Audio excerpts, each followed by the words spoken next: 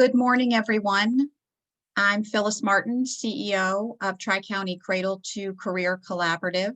On behalf of the YWCA of Greater Charleston, E3 and Tri-County Cradle to Career, I'm excited and grateful to welcome you to this virtual discussion. I also want to express my thanks for your taking and making time to participate in the fourth of this series, intended to build a pathway for us to discuss racial disparities and anti-racist solutions through a racial equity lens. I don't think we need more evidence to know that now is the time to reimagine the structurally racist systems that currently prevail and that serve as barriers for our community, region, and state's Brown and Black children. Now is most certainly the time to demonstrate the power of collective action, of mobilization, and what can be when we choose to work with the community to sow the seeds of change. And since you showed up this morning, you know that now is the time to challenge our individual and collective paradigms and conscious and unconscious biases about Black people.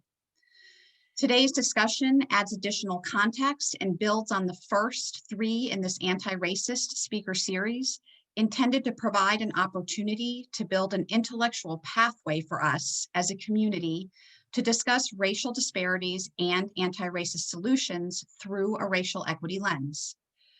We will hear more today about Blacks in this region, and we would also like to acknowledge that we are gathering virtually from many places in South Carolina, which is the land of many First Nations people, including Catawba, Edisto Nations, Yamasee, Kusabo, Cherokee, Kiowa, Siwi, Sampa, and Wando. Thank you very much for being here and welcome.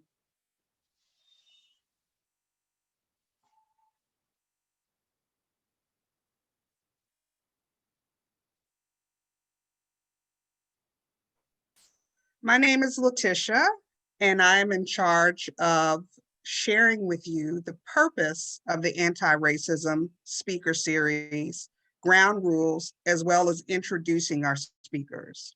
So again, my name is Letitia Vaughn, and I'm the Chief Operating Officer of Tri-County Cradle to Career, as well as co-founder of E3.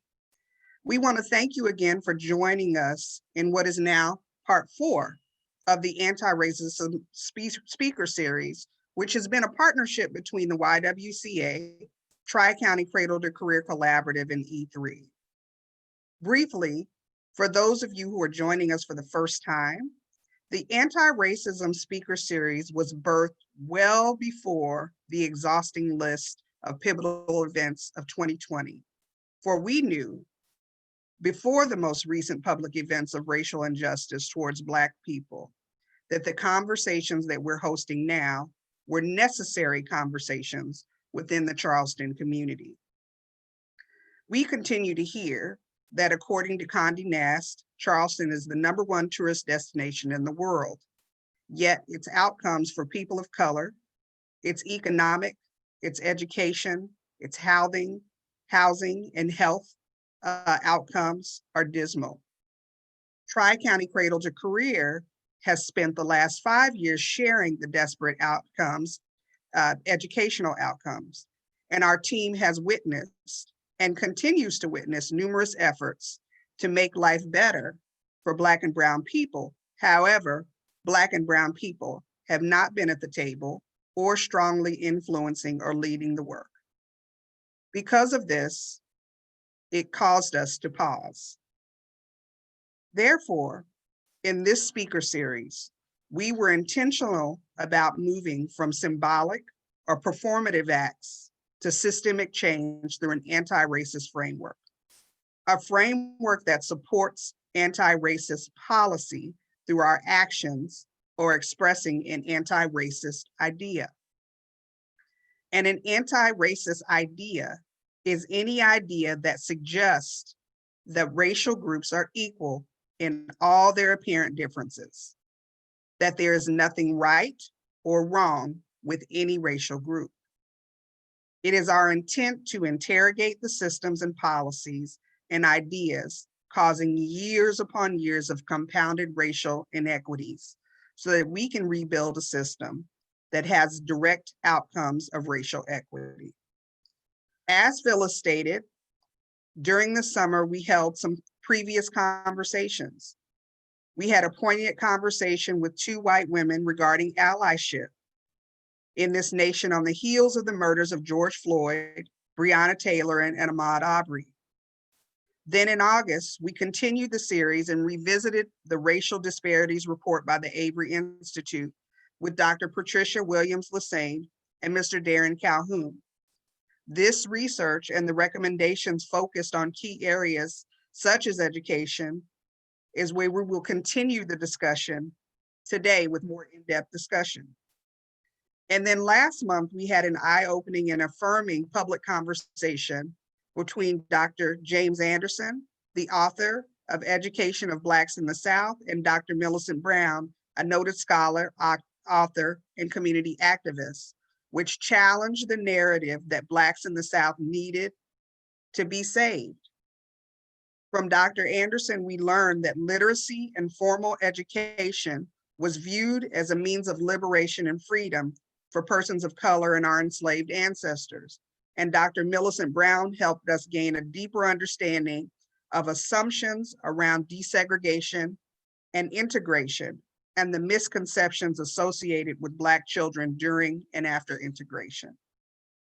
Today's conversation with Dr. Ivory Tolston, author of No BS, Bad Stats, Black People Need People Who Believe in Black People Enough Not to Believe Every Bad Thing They Hear About Black People, with researcher and local business owner Ashley Cressy Shaw, is one of the most exciting conversations for me as an educator, community leader, and parent, because we will interrogate and debunk the myths about data and data specifically related to Black students.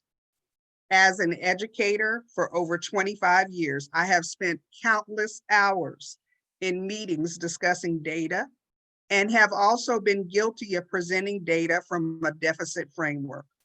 However, my belief in my community and my people helped me to challenge that what was being presented. It is our hope that through today's conversation, you will be challenged to present a new narrative about Black children and families. But before we dive in, we always begin with our ground rules for our time together.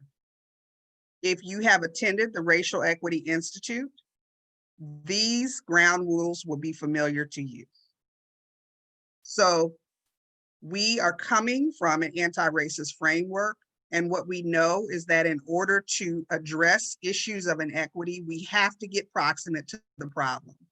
And that racism is one of the core issues of our problem in the United States, the South, South Carolina, and Charleston.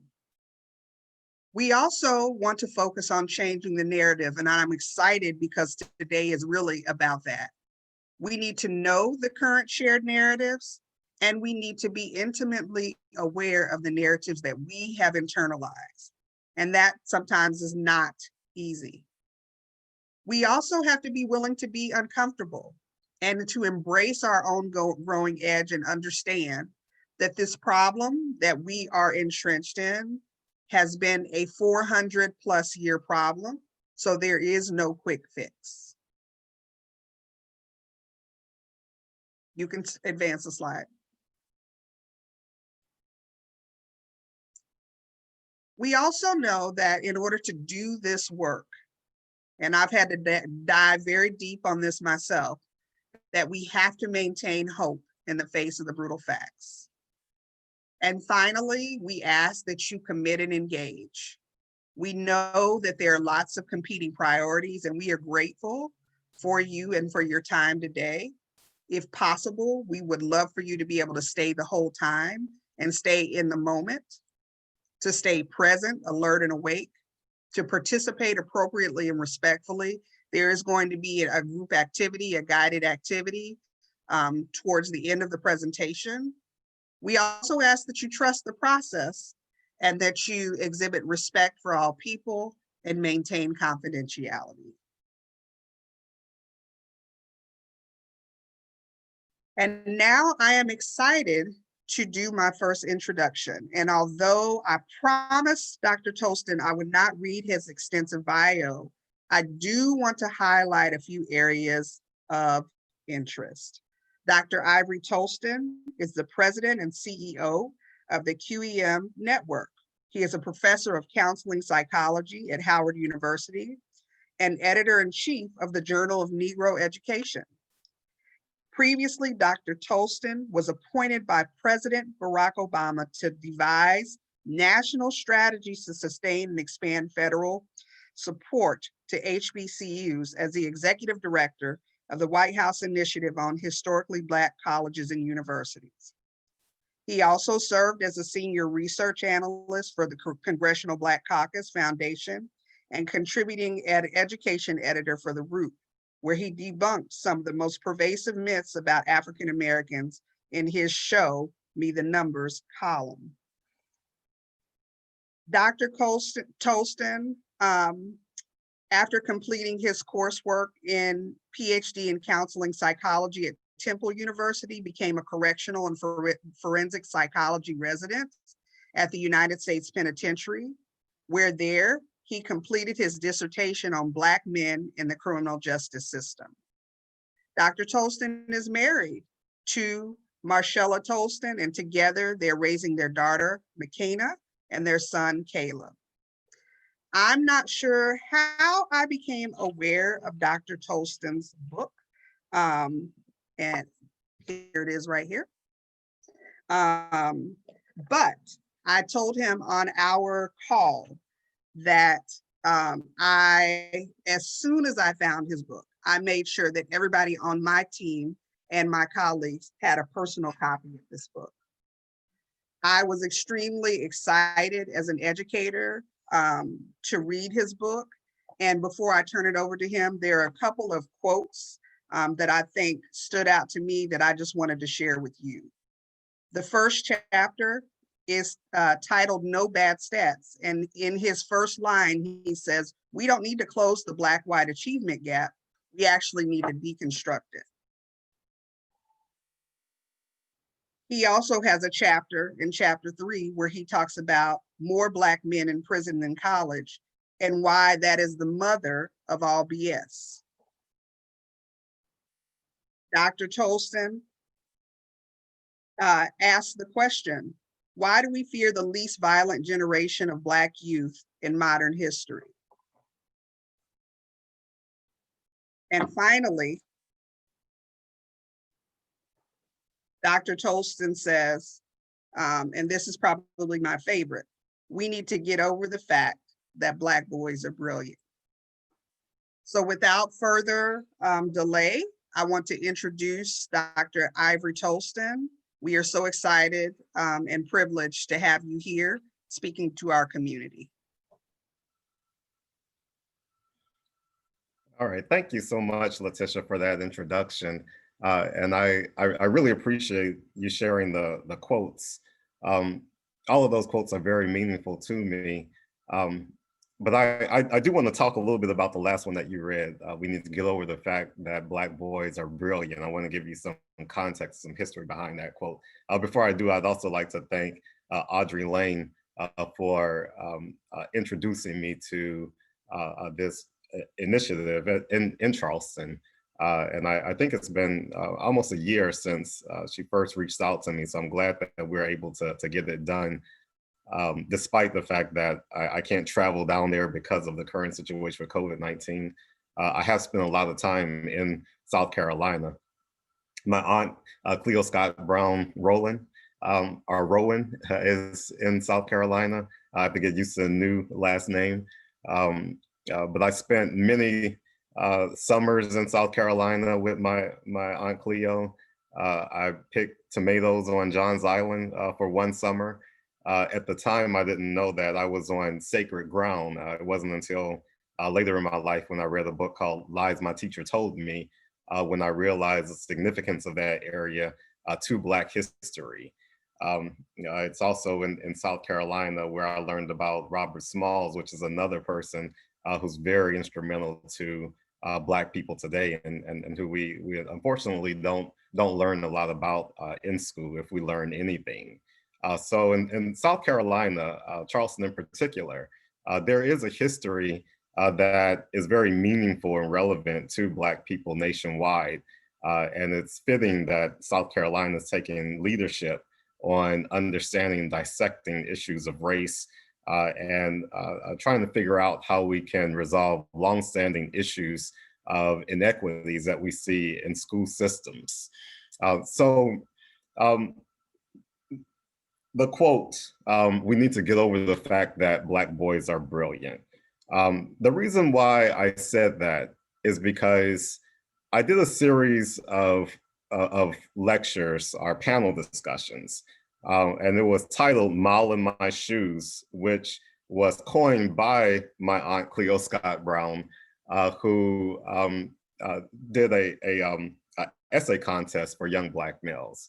In that essay contest, she invited 8th grade and high school Black males to tell their own story. She said that she was tired of people talking for Black males. And so she wanted them to tell their own story, and she invited me to be a judge of that writing contest. As a judge of the writing contest and doing my Breaking Barriers reports at the same time, I was enamored by the fact that I could read the essays and understand the data better. And I started to learn then that there was a certain blind spot that I had when all I was doing was looking at data. And this is using data in a very appropriate way, not using it as this achievement gap, comparing white males to Black males, but looking across Black males. But there are some compelling findings in there. And the essays help to illuminate those findings in a much more meaningful way. And so since that time, I was able to connect with a couple of the authors in there. It was one of them named Asa Flood, who I quote him in the book too. And he said, what about to be seen as a person with a name, then poof, a statistic, a memory, and too many, a shame. So this is what he said in Mile in My Shoes. And then there was an occurrence that happened in Wisconsin when I was organizing a panel discussion. And some various factions of education was debating on who should be on the panel. And it got to the point where it was so contentious that I decided that the best thing to do was to tell all of the potential panelists they need to step to the side and get in the audience and really listen to the words of young Black males. And so I actually invited Asa Flood from South Carolina to Wisconsin to be on this panel. I got the Congressional Black Caucus Foundation to pay for his travel. I got a chance to sit down and meet with him. He was a college student by that time. And then the other people on the panel were young Black males from across the district of Milwaukee. And so the idea was for them to tell their own story in the same vein of Mile in My Shoes, so that the so-called experts could hear directly from the ones that was in the best position to help us to understand their experience. And so I went through some of the data points in Breaking Barriers, and I asked the panelists, Asa Flood and the other young Black males, to respond to it. And so everybody was just so enamored with how brilliant these young Black males were in telling their own story. So it was a huge success of an event. We repeated that event in Broward County, Florida, in the kickoff to a contract that I had with them. We did Mile in My Shoes again, same format. I got them to select some young Black males for me to talk to. And again, there was just this awe in how brilliant they were in telling their own story. So at one point, I thought to myself, these are children who I have limited access to. You can literally talk to these children anytime you want, any day of the week. You see them all the time, but yet you don't know the brilliance that they have inside of them. So getting over the fact that they are brilliant means accepting it as a normal part of how you understand their situation. When you have so-called experts that are talking about the data and not sharing the data, not unpacking the data, not bringing in the people who represent that data into the room to talk about why the data looks the way that it does, then we will continue to have the problems that we see right now. So this session is called Seeking Solutions Beyond the Data. And I want to talk a lot about the nature of data right now. I'm of the mindset that we don't need to necessarily get beyond the data. We just need to understand the data much better than we understand it right now. Now, someone named Mr. Armstrong, who is a co-author of Cybersecurity Law and Practice, he famously said, data is a commodity today that is as important as oil. And he said that one of the single biggest issues which can make or break any organization is how to effectively use data. Now, what are the implications of that, data being a commodity? And districts, school districts, they sit on lots and lots of data, but they only use certain aspects of it, and they don't really think about how to use data carefully and creatively. And oftentimes data are used for oppressive purposes. So one thing that I want to stress right from the onset is that when we use data to try to understand people better, we are coming at it from a flawed perspective.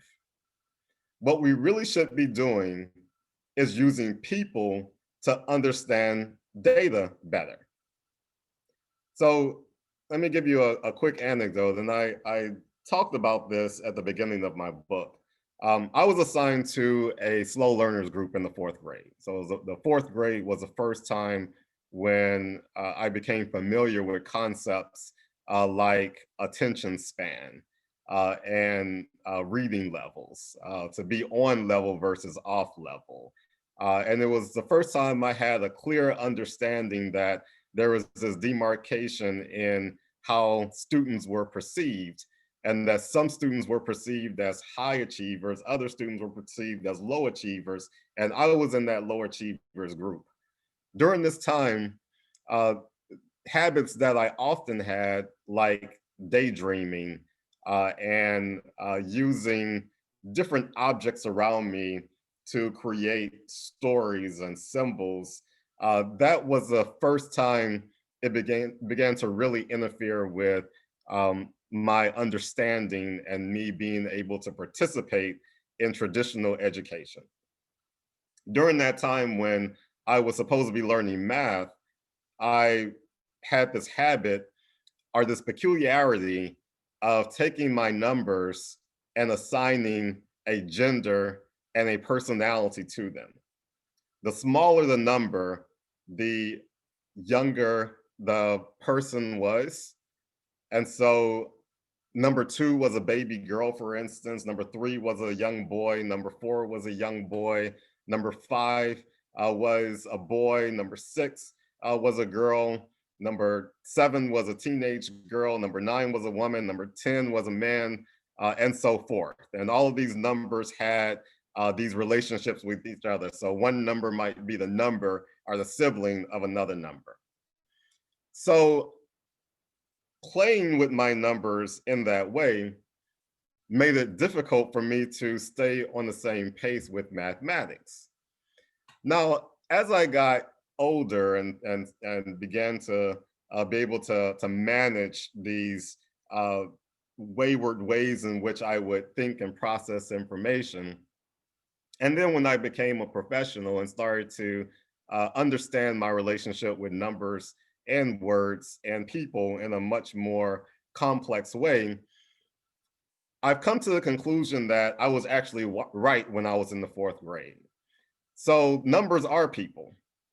And our ability to look at numbers as people, for instance, when you get a graduation rate, when you get truancy data or analysis, when you get ratings, when you get the percent of students who are matriculating on to post-secondary education, When you get ACT scores, when you get any of this information that is represented by a number, understand that there is a person behind the numbers. The people can help you understand that number better. So for instance, my high school graduation GPA was not that good. It was a 2.7. So that's not anything that a child today would really be able to get into a competitive college with. I ended up going to college and got a better GPA out of college than I did from a low performing high school. So someone may wonder, if it was a low performing high school that was probably beneath your aptitude, beneath your capabilities, why did you have a low GPA? And how is it possible for you to go to a competitive college that was very challenging and get a higher GPA? The only way for you to really understand the answer to that would be to have a conversation with me, the person who yielded the numbers. In your school setting right now, in your district, you have plenty of resources. You have these brilliant children who are represented across the spectrum of GPAs that you can get valuable information from. Information that you will never get from a so-called expert like me or any of the talking heads in your district. You would only be able to get it from those children and their families. So to talk a little more about how we need to use data and unpack it, I want to present one slide that I put together for the purposes of the book. So if you could pull that slide up.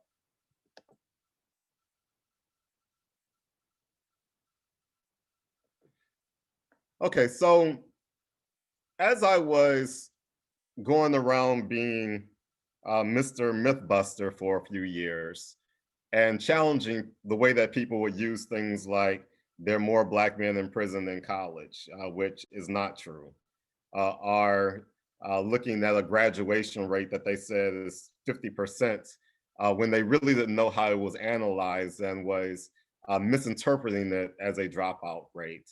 And I developed a series of articles that was aimed at disputing these so-called common notions about Black people. And in fact, the title that I have, Black people need people who believe in Black people enough not to believe every bad thing they hear about Black people, was a response to a lot of the criticism that I would get for disputing and reanalyzing things that people had pretty much taken for gospel that represented Black people poorly. So as I was analyzing and reanalyzing, looking at things like, I would hear people say, Black children don't achieve because they come from single parent households. And I would do the research to see if there was any merit to that statement. Typically, and with that statement in particular, I found that it was a meritless claim, that there are many different factors that we can look at related to parenting and find a much more salient factors that's associated with children doing well in school beyond who their parent is sleeping with. But as I did this, there was a lot of people who didn't want to be duped by what I call the BS, the bad stats, but they also didn't understand how to differentiate or distinguish BS from good data. So I gave a lot of thought to that, and what I proposed in my latest book was a model on how we can use data to be more effective. When I developed this model, I thought about the concept from computing, garbage in, garbage out. And that's the notion that when you input something that's erroneous into the equation, you're going to get a byproduct that is also garbage. And the BS I consider garbage that goes into the process. So if our understanding of the capabilities of Black children is based on these quick sound bites, then you're going to get garbage out. But if we put in sound, reasonable, and compassionate information, then we can get some of those outputs that we're looking for. Outputs like high GPAs, good attendance, strong participation in extracurricular activities, higher rates of satisfaction among the students and the parents about the learning process of the child, more participation in AP classes and the honors classes. All of these things are things that we want to get out of the process, but we need to understand what's going into the process first. So the first thing that we need is good data. We need data that helps us to understand the process in a way that is meaningful and rich.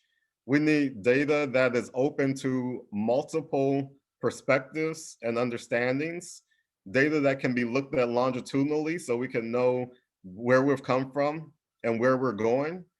We need open data that is accessible, data that can be democratized in such a way that it could be used by good people to do good things. Now, there's good data all around us. I'm sure that the district, that Charleston County School District collects some good data. A lot of that data doesn't really get used. There's also a lot of data that's being missed. Data that can come from focus groups, that can come from parent satisfaction surveys. So all of those points of data is important and needs to be analyzed. Anecdote is an important data source. Data can be qualitative or quantitative. Data doesn't necessarily have to be a number. Data are people, so we need to understand that too. The second concept is a thoughtful analysis. A thoughtful analysis goes beyond the within group types of comparisons, the achievement gap type of analysis that we often see where we compare one group of people in one time point on one factor to something else and infer all types of things from that. Our thoughtful analysis uses tools like thoughtful comparisons. So it's comparing all white students to all Black students done in a thoughtful way. Is it meant to yield the type of solutions that we needed to yield? Maybe we need to think about comparing high achieving Black students to low achieving Black students. Maybe we need to do more with in-group analysis. Is looking at only the things that we don't like dropout and low test scores, truancy, is looking at that only giving us the type of information that we need to make a difference. We also need to look at growth indicators. As we look at the students who choose not to go to school, we have to look at the students who are going to school every day and check in with them and find out what's driving their success. We need strength-based information, and we also need unbiased information. Now, the final thing in the equation is perhaps the most important: a compassionate understanding. A compassionate understanding is an understanding of the data point that is holistic, that's humanistic, that's culturally aware, that's altruistic, empathetic, and social justice oriented. It's not the type of understanding that is masked by this feeling or this insinuation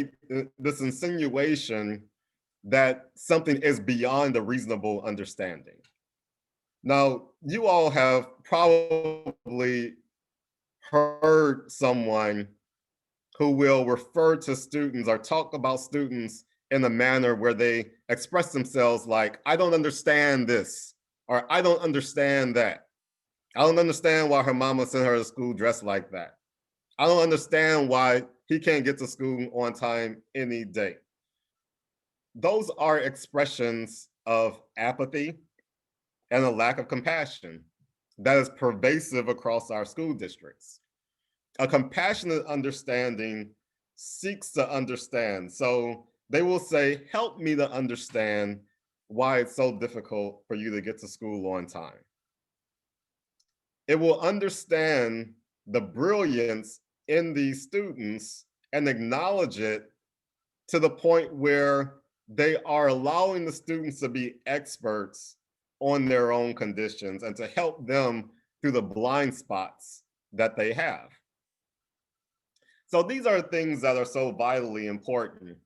So as we transition to our next speaker and prepare for our activity, I want us to really think about the concept of numbers are people, because numbers are people. And behind every person, there's a story. Behind every story, there's a solution.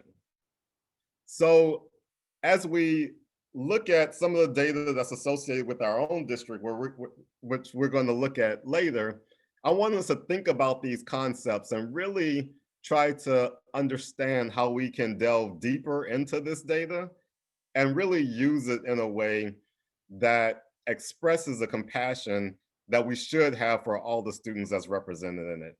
Thank you.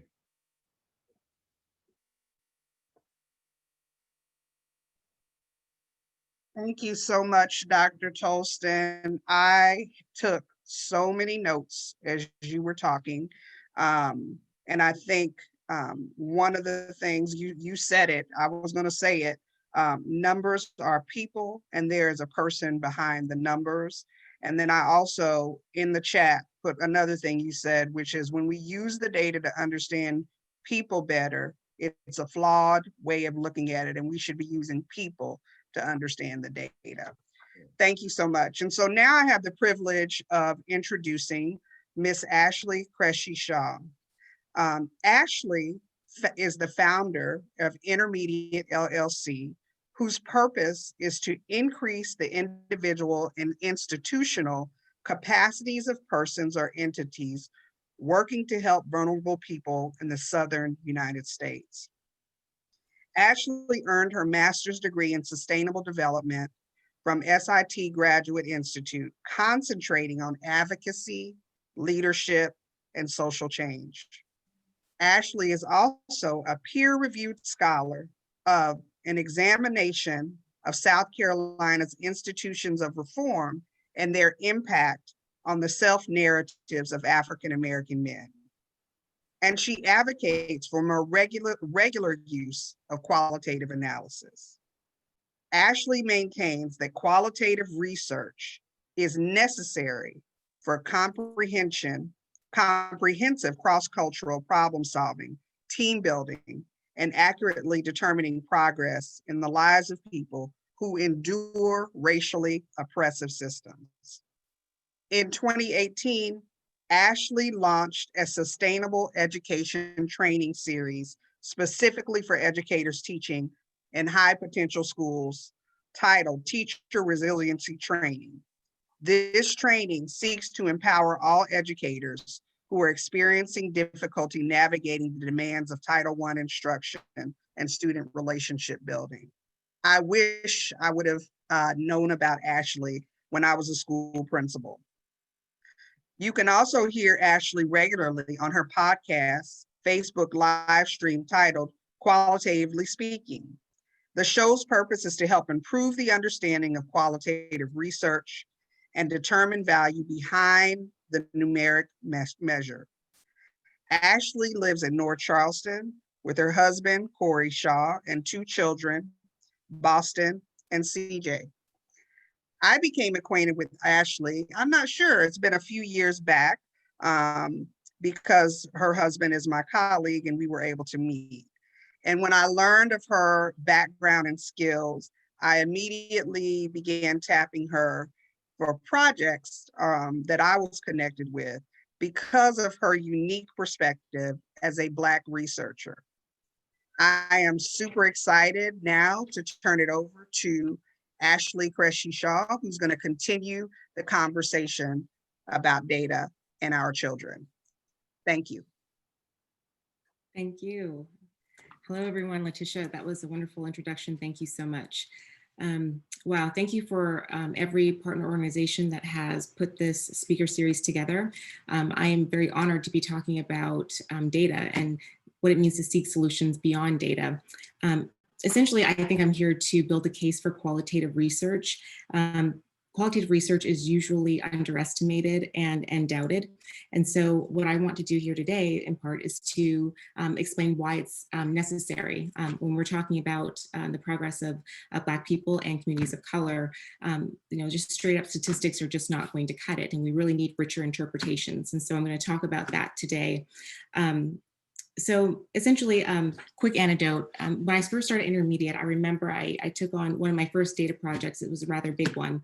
I went through this data project and did a pretty much, I would say, a good job. It was very thorough, very precise. And I remember the meeting that we had to go over the data. And I think that there was a lot of surprise in the room as to how thorough qualitative research can be.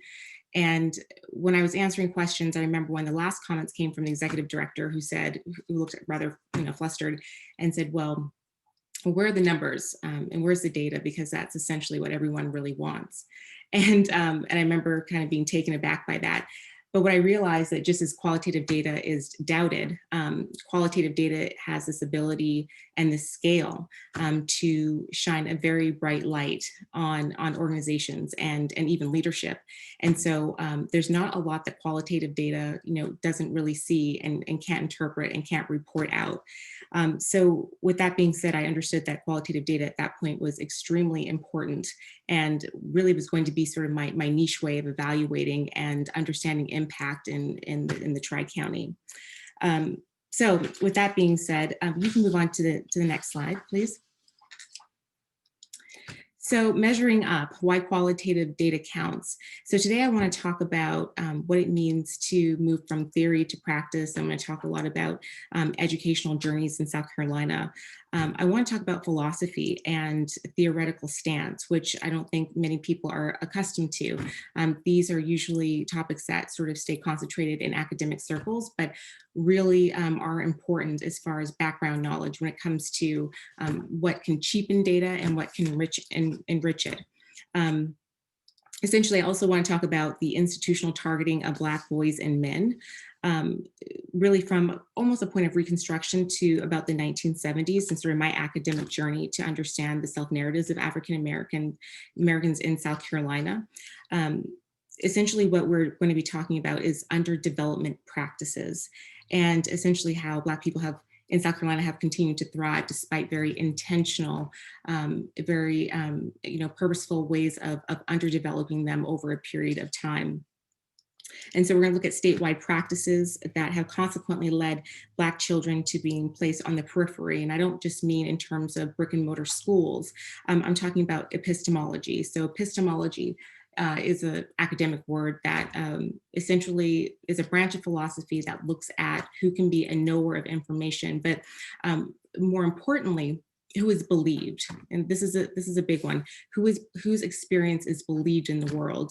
And if you're Black in America, you know all about having experiences that often are undermined and not believed. And so we're always sort of fighting for our voice. So I want to talk about that a little bit today. So I think that we can all agree that numbers and narrative can be misused and ultimately misinterpreted. In a town like Charleston, I think what's been troubling is that I have often seen numbers used in sort of an abusive way, repeated unnecessarily, and never really given the context that it deserves. And so one thing that I think that we have to be aware of is that when we see, these trends, these problematic data trends, we have to remember that it has less to do with the vulnerable people that the data is talking about, and more about, we have to realize that many white-led institutions focus on, instead of shining a light sort of inward on themselves, when you put out data that without context, essentially what it does is it sort of shines the light in a negative way on the folks that organizations apparently are trying to help. And so we just want to be aware of that. Ultimately, what we call these are institutional abstractions. So qualitative data is invaluable to our community because it pretty much says that we have to remember that we are involved in the research process. When it comes to like statistics, there's like this idea that you are supposed to be separate from what you are actually, studying, or what your phenomenon, whatever has interested you. And qualitative research certainly says that, hey, you have to remember that there are subjectivities and those can be managed. And essentially that is an important key process to having valid findings. We can go on to the next slide. Thank you. So the data relationship. So data is not just numbers and narrative. It's actually rooted in metaphysics. And of course, metaphysics is connected to principles of knowing and substance and cause and identity and time and space.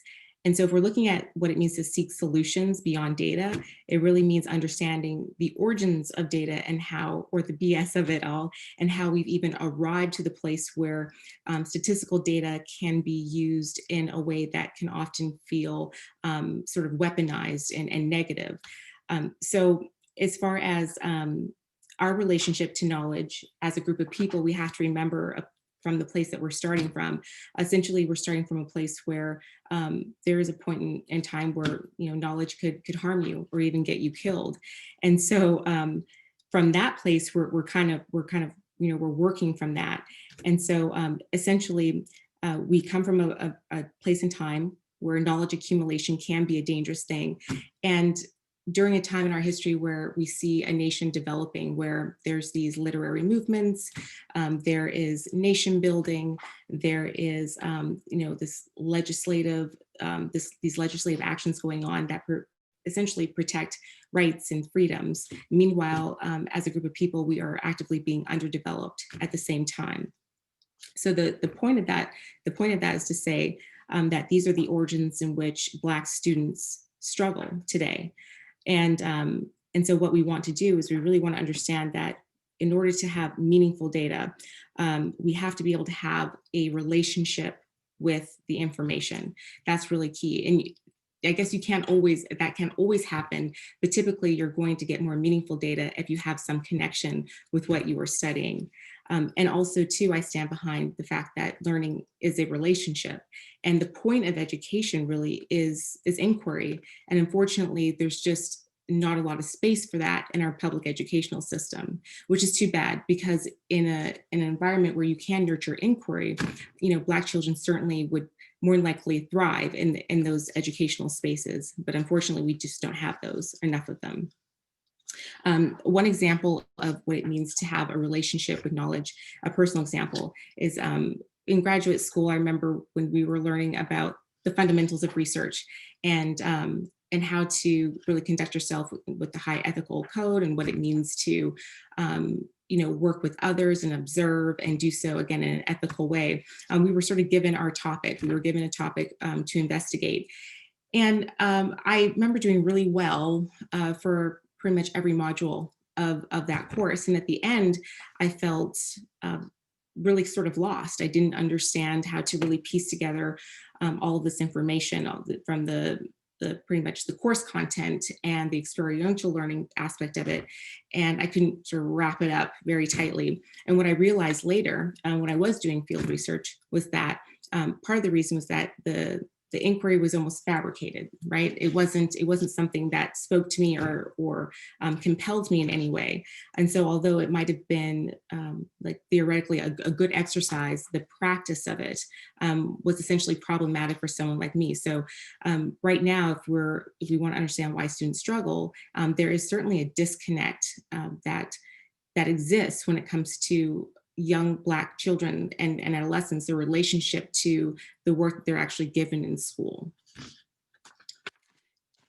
Please, you can move on to the next slide. Okay. So the Department of DJJ. So in 2013, I was clued into concerns about school or excessive school removal, so removal of Black children in schools.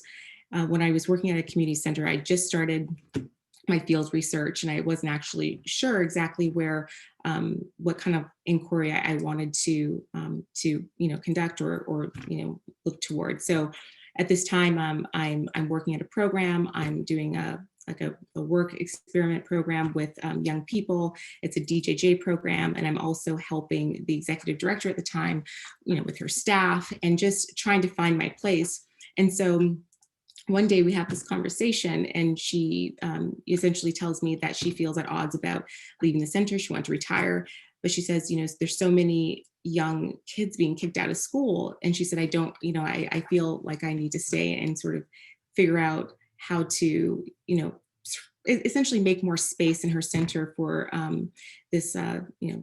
this group of children who really had no place to go. And so she hands me this data sheet, and it's a data sheet from DJJ, and it's one county. And I remember just being completely curious as to how it is that these numbers could exist. And I was even more curious once I saw the data, the county by county comparisons. And essentially these data sheets, if you can move on to the next slide, you can see a snippet of what that looked like. Yeah, there we go. So this is from 2016, 2017.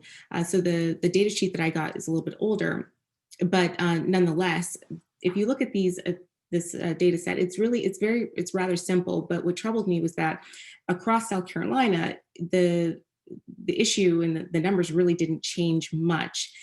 So of course I was curious, okay, so why are so many of our kids getting kicked out of school, number one? And then as I sort of pondered that, I realized, well, there doesn't really seem to be a great bit of fuss about this issue.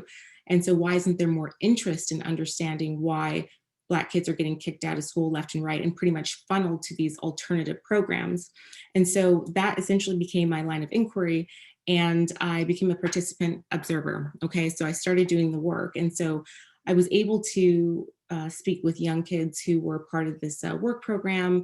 And I actually structured, highly sort of structured interviews with these African-American young adult males who were part of another program. And so essentially I was in this perfect environment to really understand their stories and to hear their narrative. And certainly African-American male narrative is so underrepresented. And the stories that I heard not only made me aware of the structural issues, but ultimately made me aware that there was this disempowerment that existed among them.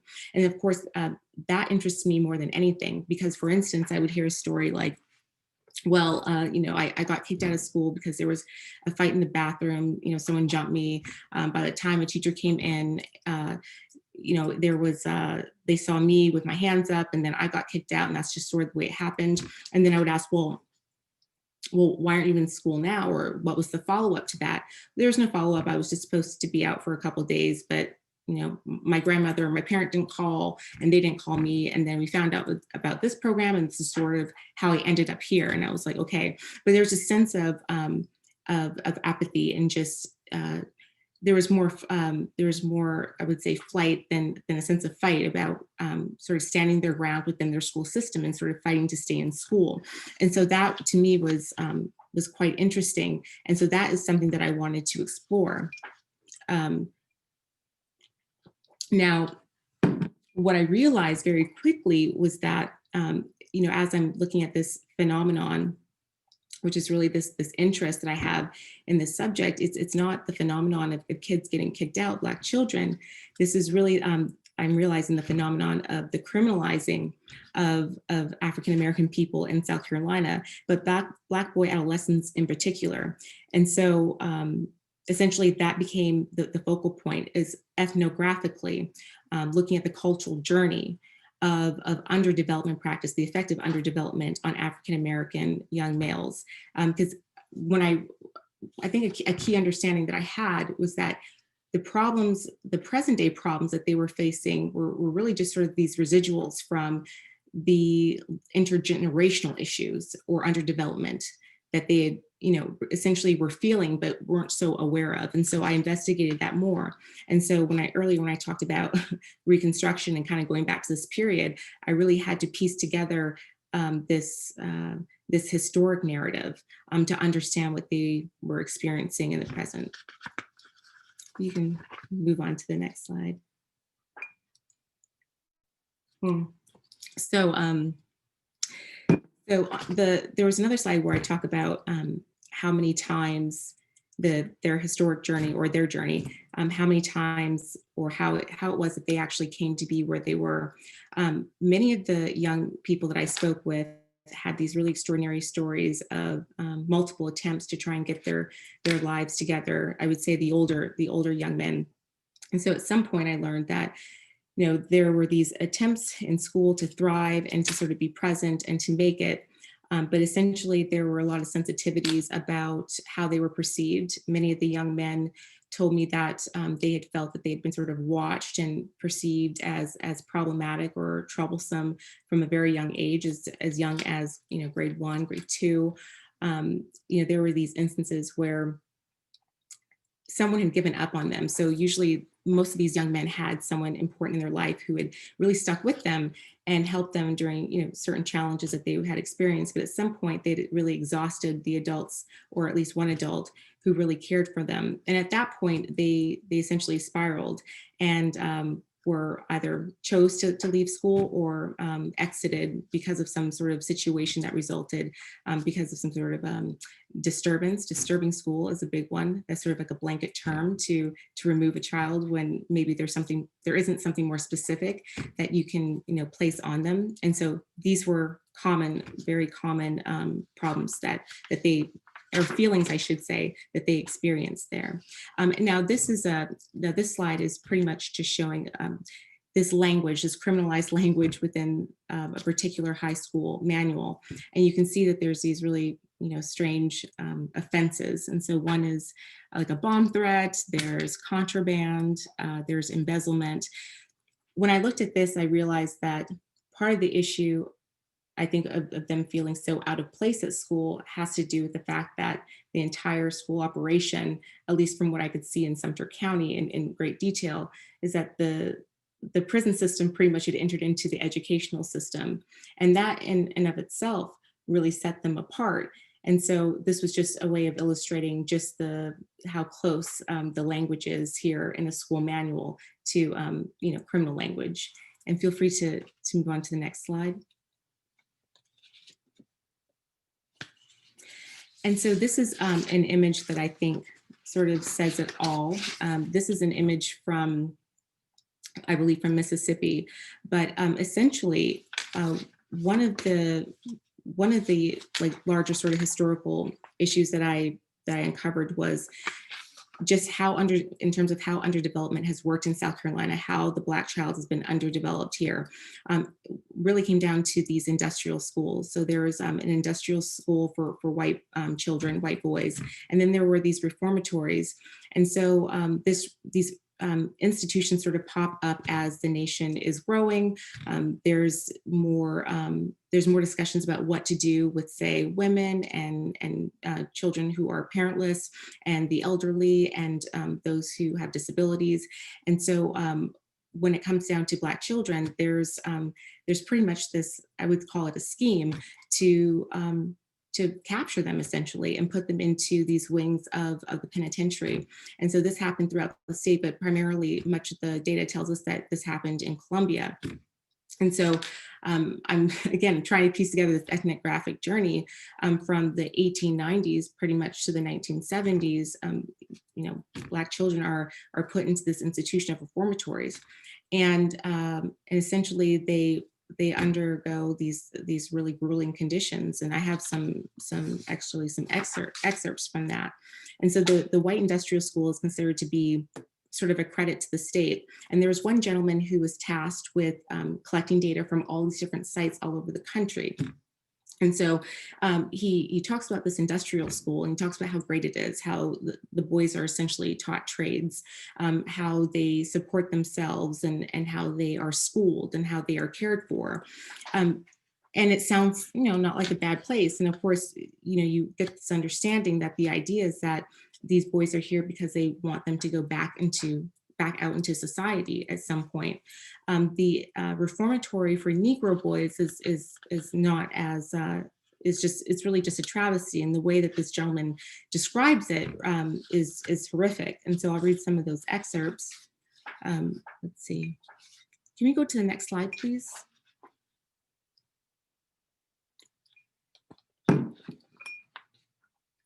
Thank you.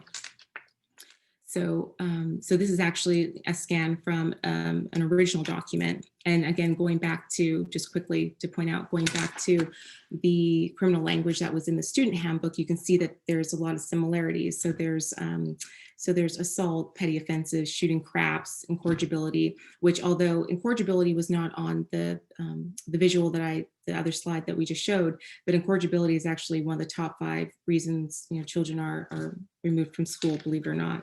But anyhow, the author, the assessor of these institutions, essentially describes the reformatory this way. Because the boys are kept in a brick building, which is identical in its plan and construction with the prison buildings on the 2 farms for adult convicts. The part in which the boys are kept was bare, desolate, and dirty. The beds were dirty and uncomfortable. There was no heating apparatus except for 4 smoky fireplaces in each of these 2 dormitories. The day was bitter cold, and the boys were shivering, were shivering around these fireplaces. There was no cooking apparatus, either ranges or steam cookers. All cooking had to be done in a brick ovens or 2 large kettles. There's no laundry apparatus, but the boys washed their clothing after fashion in an ordinary wash tub. There were no towels, toothbrushes, or hairbrushes. So there's no school. No school whatsoever, except a Sunday school. No library, no pictures, no writing, no materials. The only books found were a Bible and some tattered illustrated Sunday school charts hung against a wall post. And this is the part that this is the most challenging excerpt here, well, at least for me, and that is the writer has visited perhaps 200 institutions for children, but only one before in his experience has he seen a company of children so utterly forlorn, miserable, and helpless as the boys in the Negro Reformatory of South Carolina. And so I remember asking a couple elders in Sumter County about the reformatory, and I remember one gentleman said, oh yeah, he's like, they used to get a lot of them. They used to get them, just kind of scoop them up and take them over there. Another elder told me that parents used to threaten their kids with going to the reformatory. If you don't behave, we'll send you there. And of course, no one wanted that, excuse me. So essentially what I'm understanding is that when I was reading over this information, I thought to myself, well, how much capital, number one, was lost, in this system, in this particular institution? How much human capital, Black capital, was sort of just washed away because essentially these children were so mistreated. But we also understand that this is part of the pathology. This is what we call etiology. So this is really the causation intergenerationally. This discomfort with school, discomfort with the educational system, has to do with the way that one family or one parent is treated, and their parent was treated, and their parent was treated. Essentially, I feel like this is the struggle that Black students have today, is sort of accumulation of all of these issues and all of these things. And with that, I'm going to pause because I am timing myself, so I think I might be a little over time. Should I pause right here or keep going? Yeah, so yes, this is Audrey. Good morning to everyone. Yes, we were going to move to our discussion between you and Dr. Tolson. So if we can bring Dr. Tolson on the screen as well. Thank you all so much. Both of you have just given us so much to think about.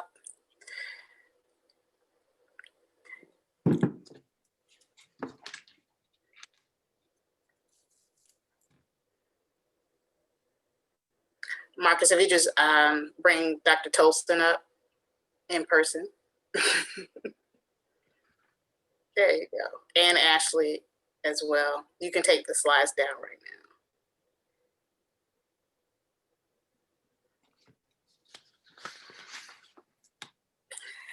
All right, so we'll get going while we get Ashley on. Just a couple of things. I'll kick it off. We've both talked a lot about the issues or opportunities around data. As a parent, as a parent of a Black boy, 2 Black boys, I am keenly aware of the pathway that, you know, as they're in elementary school, they are very cute and approachable and mannerable in some instances. And then as they get older in middle school, that tends to diminish, and oftentimes our Black boys are seen as turning into young Black men, and that has its own biases from many who they're interacting with. So what are some of the, besides that as a sign, but what are some of the other indicators and things that you think that parents should be doing as they're engaging and wanting to be more involved with their school? What are the things that they should be aware of?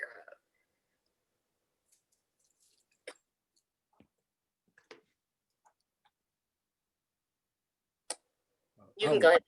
Okay, I'll start.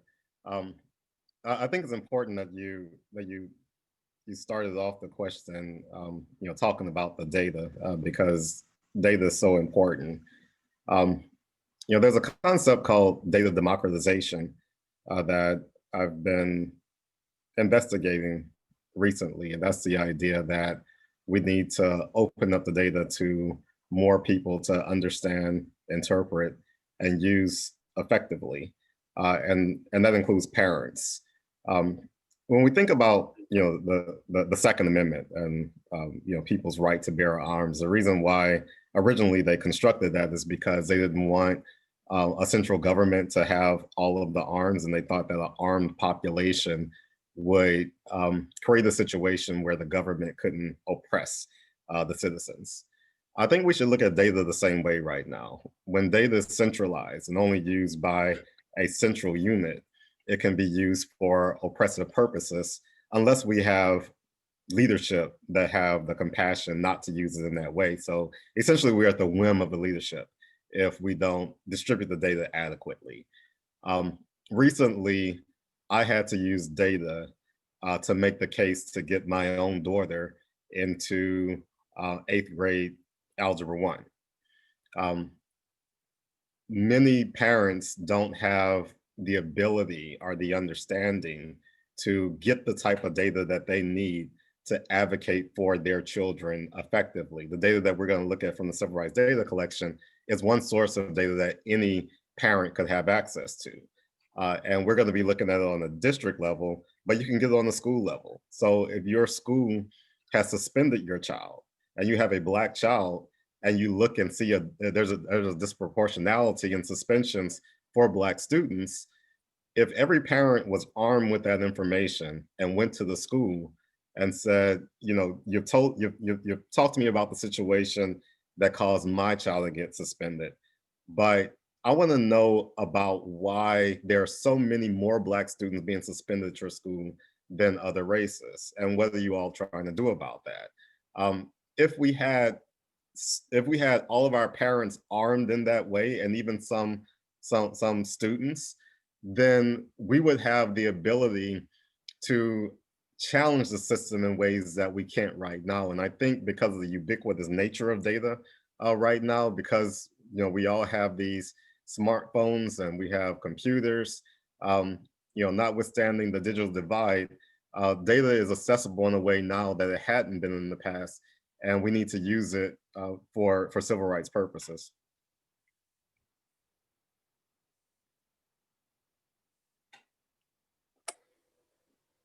All right, Ashley, do you want to jump in?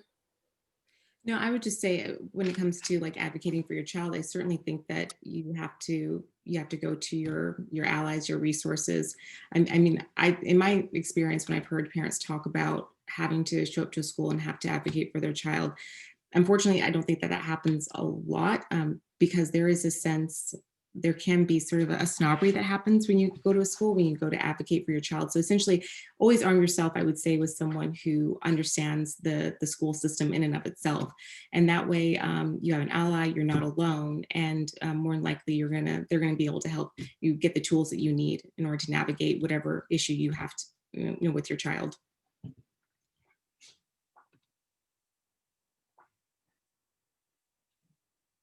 You're muted. I am. We have a question from Carolyn Belcher, who is with the Charleston County School District. I do think anecdote, empathy, and personal stories help root data in the humanity of our work.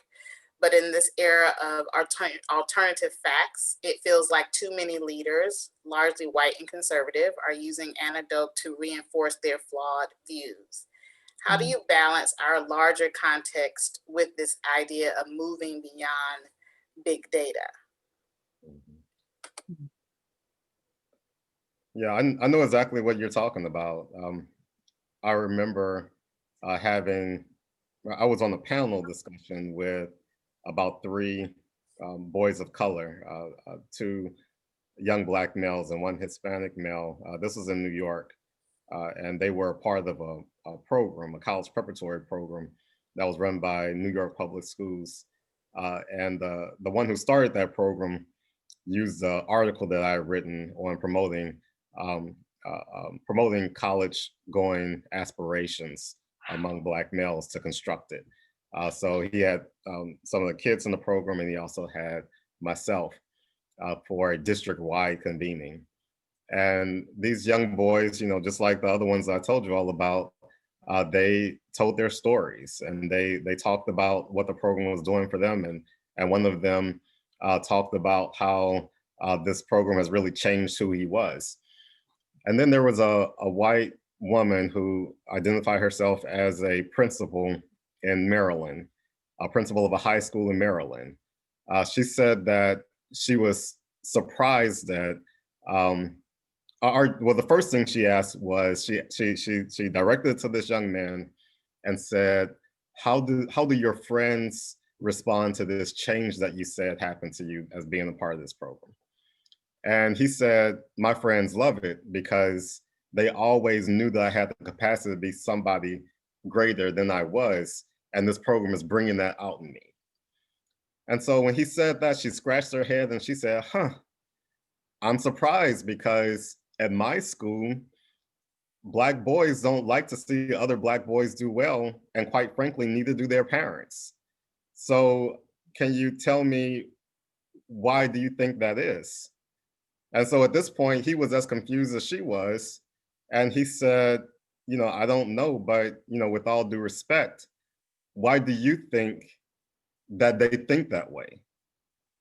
And, she couldn't answer that. She fumbled around that question. And it's exactly what Ms. Belcher just said, that they're taking their own anecdotes and stories and creating this narrative that is damaging. Now, this is a woman who was being faced with a program that was based on research and had the participants there attesting to the efficacy of this program, and she still wanted to hold on to her stereotypes and misgivings about Black people. And this is a problem that we have to confront. Now, is big data the solution to it?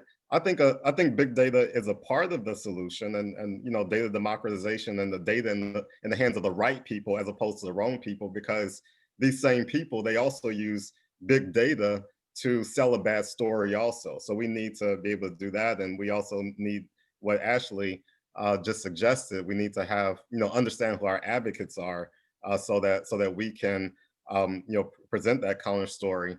But beyond that, we also need to start telling our own anecdotes. When we have these, principals who are, saying that our parents think this way or students think that way, we need to confront them and we need to, bring our own stories. Our qualitative information is just as important as the quantitative information. Both of it has to be used with force. Last thing I'll say is that the reason why they're able to use anecdotes and data against us is because oftentimes we believe what we're being served. So there are too many Black people who won't question a negative data point about us. If they come and say, well, 50% of Black kids at this school are dropping out, we don't think we can challenge that. We can at least challenge the merits of them just making a blanket statement about Black kids without any qualifications, without any context or anything like that. And often the anecdotes, we don't challenge it either. So we have to forcefully use both the qualitative and quantitative information in our own defense and also as a form of offense. I guess thank you for that. I think all I can offer is to say that I think that when we use the word big data, I don't know if everyone even really knows what that really means. I imagine that it could mean like institutional data from, from institutions of higher learning that is peer reviewed and published and all of that. Essentially, I think that the only way to combat data that's incorrect or skewed in some way is through personal narratives. And I think one of the most frustrating experiences I've had working in this area has been that so often, especially elites, philanthropic elites, tend to know and claim to know what it's like to be poor, or claim to know what it's like to be African American, or to be a single parent, and you can't tell them otherwise. They know it. They know what it feels like to be someone else. And the truth is that they don't. But part of the reason why they're able to sort of spread that false narrative, or this false knowing, I should say, is that there really are not a ton of opportunities for working class, everyday people to sort of share their stories. Now we have social media and whatnot, but when it comes to school issues and issues of education and the struggle just to sort of make it economically, there aren't a lot of platforms in which narratives can sort of surface and be heard. So I would say that certainly we have to provide more opportunities, not just to academics, not just to business people, but to everyday families and parents, so that there is an established, consistent voice streaming for those to hear, especially elites, right? That's good stuff. So as we think about like being proactive and bringing the adults into a new way of thinking, what would be some of the first steps that you would recommend for schools and districts and other organizations? So we have a lot of individuals on today who are supporting nonprofits. How would they approach the utilization of data in a different way? What are some of the first things they should do? I'll say, okay, well, I would say, first of all, what we do need at this point is we need more specifics and more specialists. I had a slide, unfortunately ran out of time. I wasn't able to go through it, but we need more specialists, people who have more globalized training, more development specialists. Those are the kind of professionals we should be having in our schools, especially Title I schools. We have to fight for the fact that we need to understand our children and our families. Again, I'll use this word ethnographically, so culturally, we need to understand the larger context of an entire historic experience and find a way to sort of to use that to create policies and to create not just discourse, but certainly school policies, or to revise them so that there are these protections for Black children and Black families, and a way of sort of retrofitting white-led education for African-American children. The first thing I would say is we need to get back to basics. All right, so there are high-performing schools out there. There are some elite private schools, so-called elite private schools. There are also well-positioned public schools. Most of them have a population that is more affluent in terms of wealth. Some of them don't, if we look across the nation. But if we really think about the pathway to success, what models have they built of those schools that is creating the type of environment that those students are thriving in? It's not driven by data. Okay, let's be honest about the limitations of data. You know, these elite private schools aren't going around tracking every single data point. They may understand the data, but it doesn't drive every single decision that they make. Now, this is something I want everyone to remember, take it to the bank. The most important thing you can do for a child in school is to make sure they are happy with their learning environment and to reveal strengths that they didn't know they had. Those are the most important things you can do. How to use data to achieve that? Not sure. I think that it doesn't start with a data point. I think your data helps you understand certain outcomes and things like that. But it's no data out there to have you all stress to your teachers to love our children. Love them, care about them, encourage them, believe in them. That's what we need to do first. So understand that first. And then when you go into the school from the standpoint of compassion, care, I'm not going to investigate every single problem that I have with a student. I'm not going to drill in the understanding within them at a young age that they're not reading on grade level, or they have a difficult time paying attention, or they're not a math person. That's not what we're going to be focused on. We're going to try to figure out what drives them, what they can do good at, what makes them unique, and we're going to accentuate that. That is the first thing that you do. And then when you are doing all those types of things, then you understand various data points at your school. Some of it may be mandated by your state, but some of it is not. Every school should know the percent of their students who are involved in the extracurricular activity. If you are chasing a test score, but you have no idea what percent of your students are involved in anything outside of your class, then you will not have a good learning environment. It's just not going to happen. So if you care, act like you care. And care is not driven by the data. Think about your own children. Yes, you want to know what their GPAs are. Yes, you want to know what their grades are. But above anything else, you want to make sure that they are taken care of, they're encouraged, and they're happy. Can I add on to that? Thank you for that, Dr. Tolson. I think I wholeheartedly agree with you. I think the issue is right now, I don't know of any really powerful, solid examples of schools that are actually achieving that actually have sort of this force, what I call it agape, this professional agape. You've got to have professional agape for the young people that you spend time with and that you teach. The problem is that the current manner in which the importance of things that are really important to teachers or told to them that are really important have nothing to do with how much they care for the kids. I mean, most teachers will say that they care for their kids.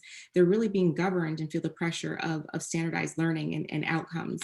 And so at this point, I think too, the question is, well, how do we create environments where we're not just sort of drowning in these, these standards that don't really speak to the needs of the kids that we are in front of, that we care about, that we're teaching. And there's a real disconnect there. And I believe part of that too has to falls in line with teacher training.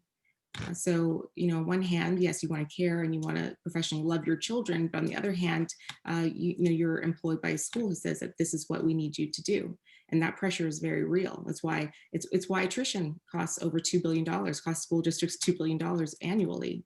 Teachers are leaving because they, especially I would say in Title I schools, really can't keep up. They can love the kids, but they're not able to measure up or produce the kind of outcomes in terms of testing that are demanded of them. Yeah, and I agree with that. I have seen some schools that are doing it right. They're isolated cases. They're the exceptions and not the norms. And of course, there are individual teachers that are doing it right. And we need to have more conversations with these teachers. There are teachers who are astute with managing these types of things. Unfortunately, a lot of times they have to go rogue. A lot of times they have to um, uh, um, take some risk. And sometimes the risk may be their jobs to do the right thing. So our schools shouldn't be structured in that way, just as Ashley said.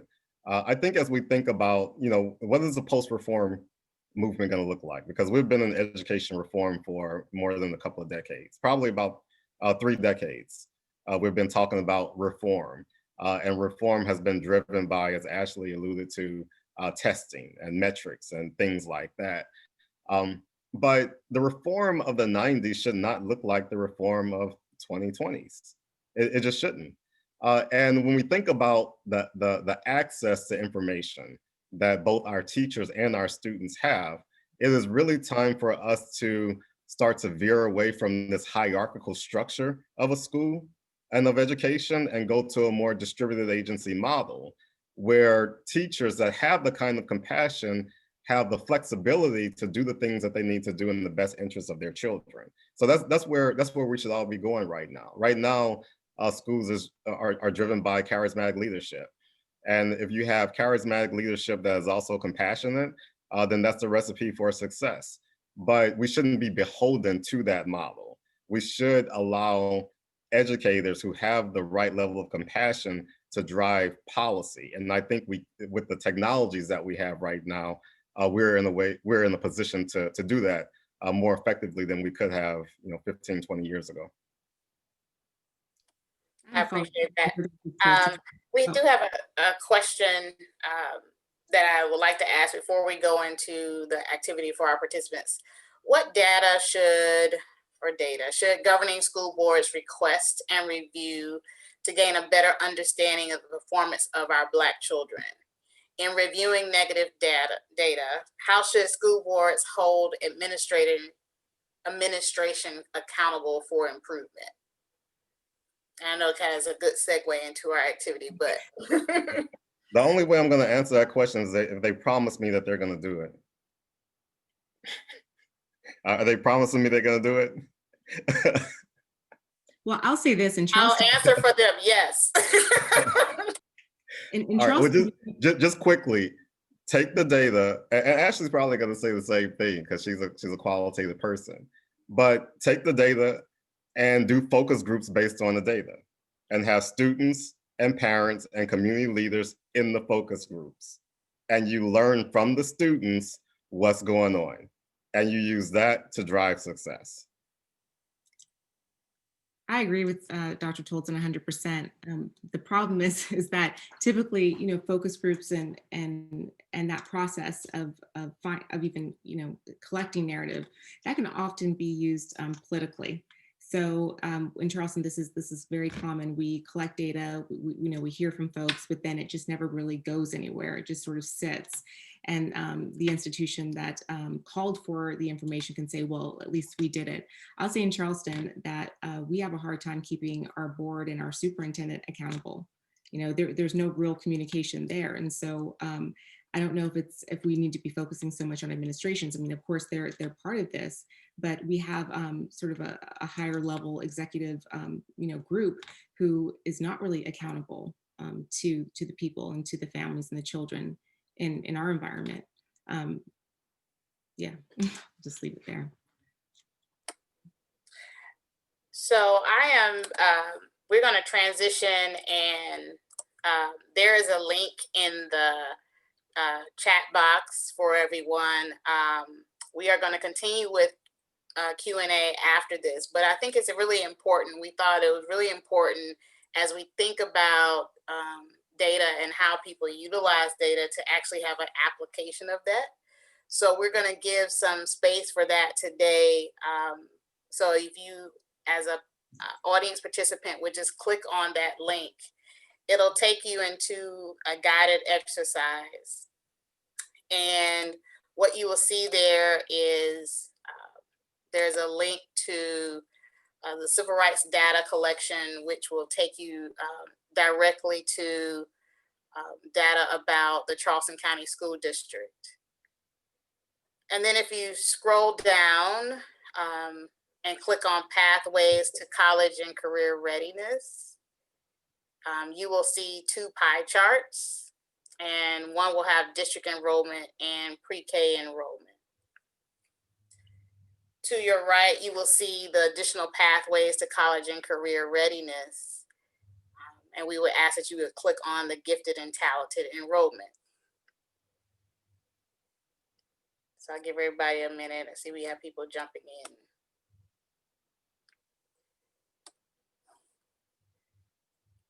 So what you will see is that white students are 47% of Charleston County School District.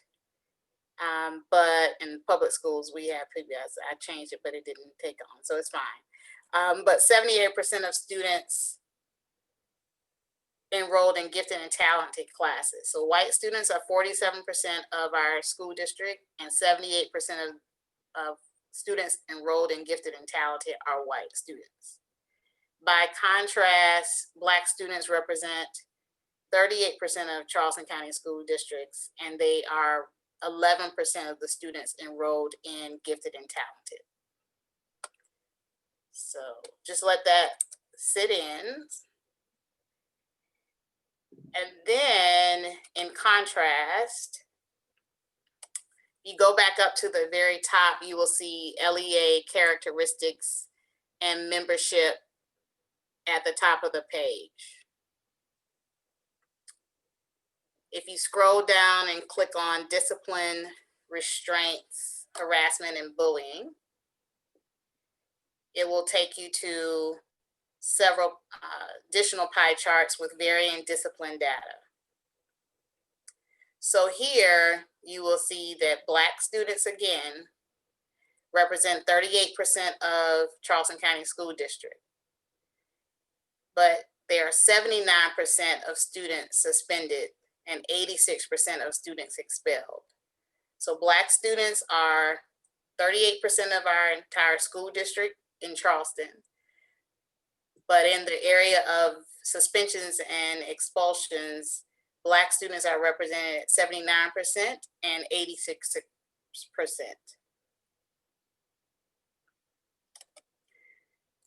So what we would like for you to think about is using what we have learned today, using good data, thoughtful analysis, and compassionate understanding. What meaning can you make from these data points? And then what questions do you need answered, and from whom, to understand the issue better and find solutions? You can capture this information. You can capture it here if you would like, or you can put in your personal notes, but we're going to take about 5 minutes, and we just want you to really think about what is this telling us. So using what we've learned today, a thoughtful analysis and compassionate understanding from Dr. Tolson, what meaning can you make from this data? And then what questions do you need answered, and from whom, to understand the issue better and find solutions. So we'll take about 5 minutes on this.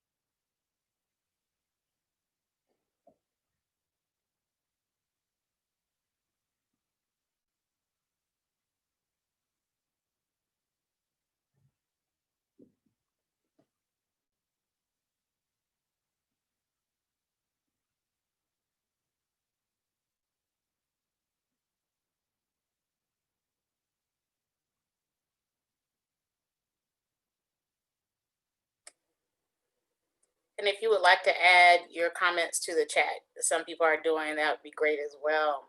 We'll take about 1 more minute.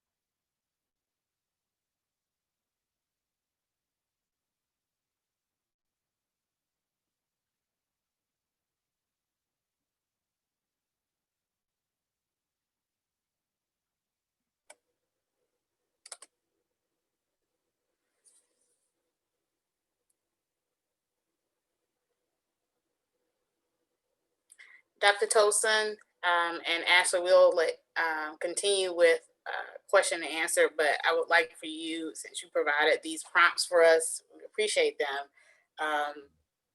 Would you unpack this exercise for us and kind of debrief for us?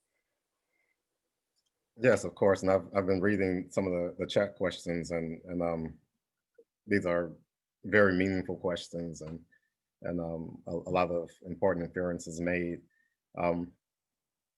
I recently watched a docuseries about Einstein, and at the end of his life, he became friends with a young girl who came to his house and asked him for help with her homework. And she asked him, and he helped her with her homework, and they started to see each other regularly about homework, and he taught her different things. But she asked him, how'd you become so smart? And his response was by asking a lot of questions and trying to figure things out. And so I start with that anecdote because it illustrates the importance of asking the right questions. A lot of time, smart people don't have the right answers. They ask the right questions. A lot of times when we get presented with data like this, we come to immediate conclusions and we say, it means this, it means that. And the problem is that, if you have a social justice orientation, then you may look at it one way. And then if you don't have that orientation, you'll look at it a different way.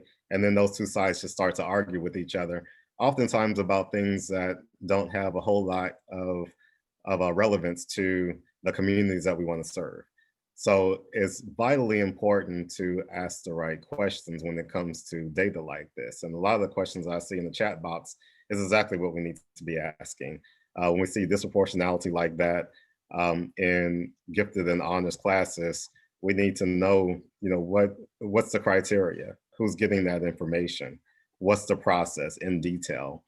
And as some of you all pointed out in the chat box, a lot of times that can be very secretive, even clandestine type of a process, where parents that are in the know, parents who regularly talk to different people at the school, or parents who have a certain amount of social agency, they're able to get their children through that particular process.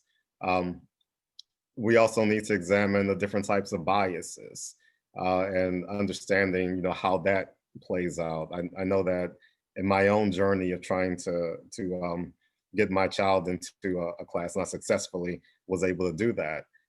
But it was revealed to me that it was one teacher that was making all of the decisions, one teacher. Not a group of teachers, not a panel of teachers. And so, these are all things that we need to understand better.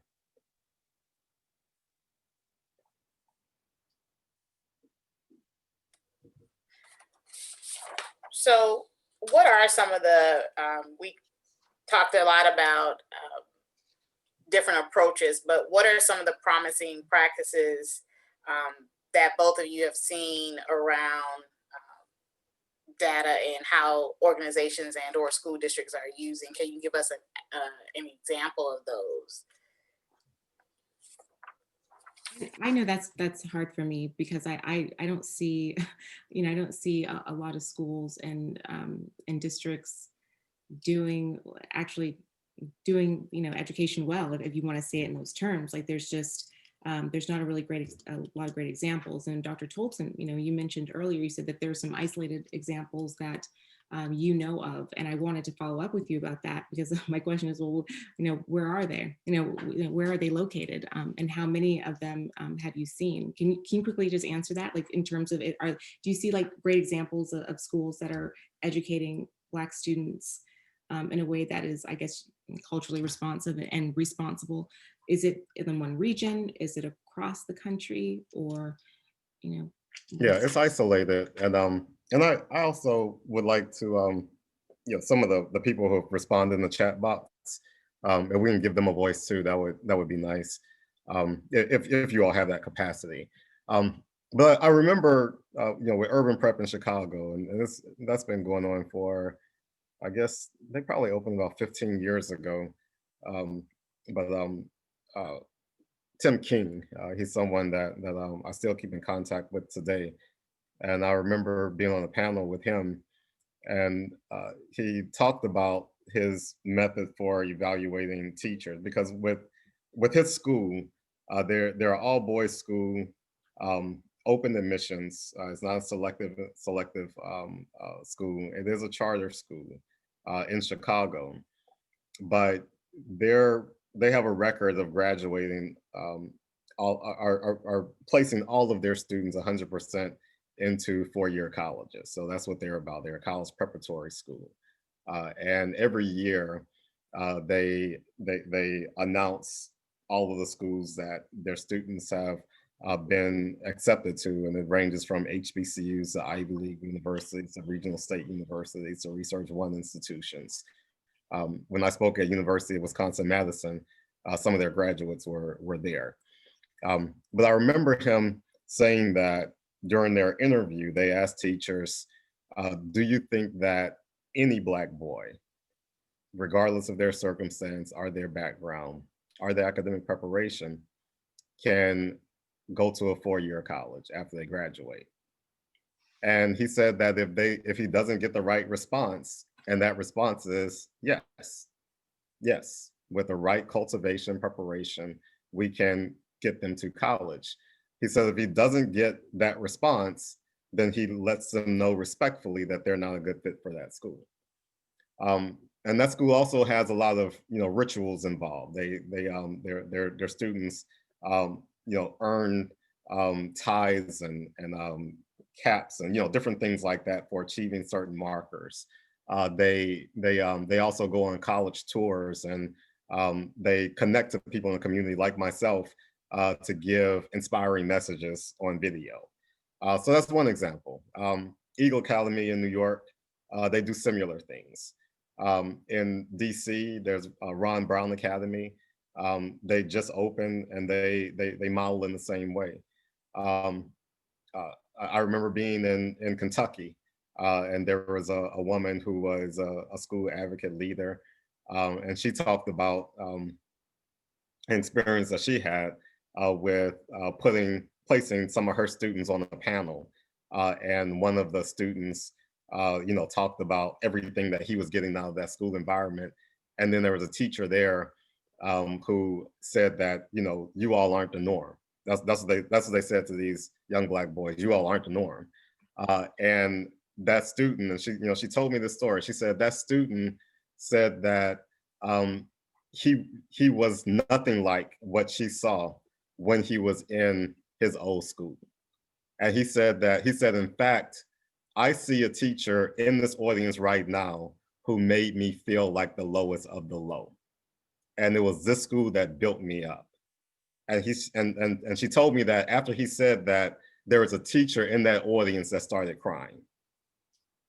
So these are some of the things that I've seen, along my journey. And there are stories out there, but they're not, they're not systemic. So we can't say this district is doing anything. And that's why I believe in distributed agency. because I have never seen a district that's getting it right. It's always isolated, going against the grain individuals. When these individuals get in a leadership position like a principal, sometimes they could do some really good things for the school, but they do have to go up against a lot of, forces that are against them. Thank you for answering that question. I just want to respond to it quickly. I think we talked about isolated instances of, majority schools that have Black students that do really, really well.